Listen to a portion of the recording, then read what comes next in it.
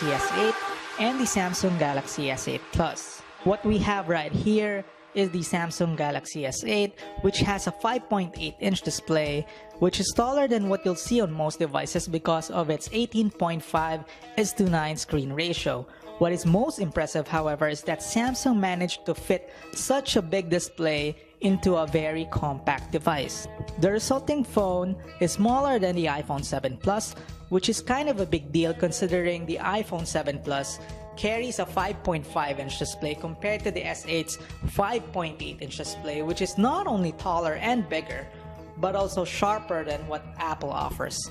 And that is the genius of the Samsung Galaxy S8, because not only did the company come up with a 5.8-inch phone, it also came out with a phone that is smaller than the iPhone 7 Plus and also the Galaxy Note 7 while having a bigger screen. And as you're probably aware of, the more screen, the more space you can type on for your emails, the more space when you're watching movies, when you're playing video games, and given moment.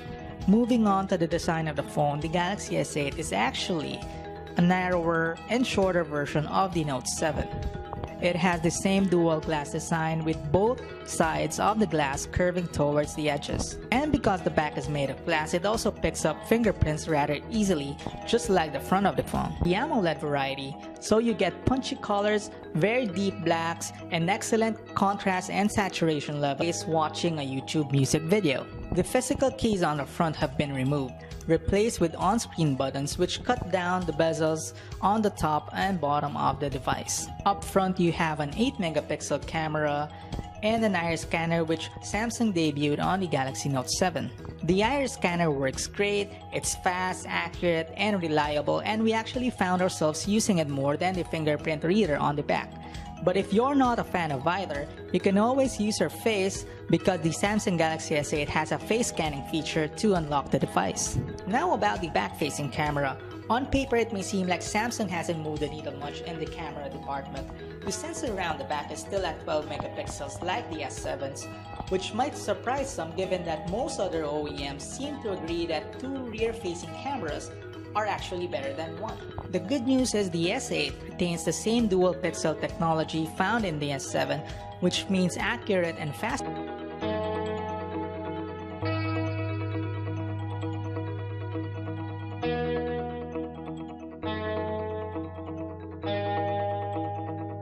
Depending on where you get the phone from, this phone sports Qualcomm's new Snapdragon 835 processor or Samsung's own 8895 chipset. Regardless, that chipset is paired with 4 gigs of RAM and 64 gigs of internal and expandable storage, which is double than what you get from last year's model. Neither the choice of processor or memory configuration should be an issue though. The 10nm process for the Exynos chipset promises greater efficiency, not to mention 4 gigs of RAM is plenty enough for multitasking. Trouble with whatever task we attempted with it.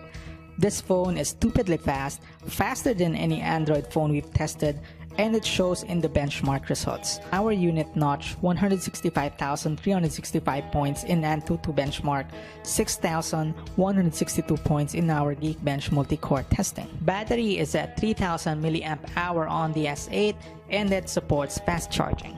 Overall, it's tough to find fault with the S8. Where other manufacturers are messing around with the formula by introducing cosmetic changes that will have little to no effect on user experience, Samsung's newfound design sensibilities actually make a huge difference.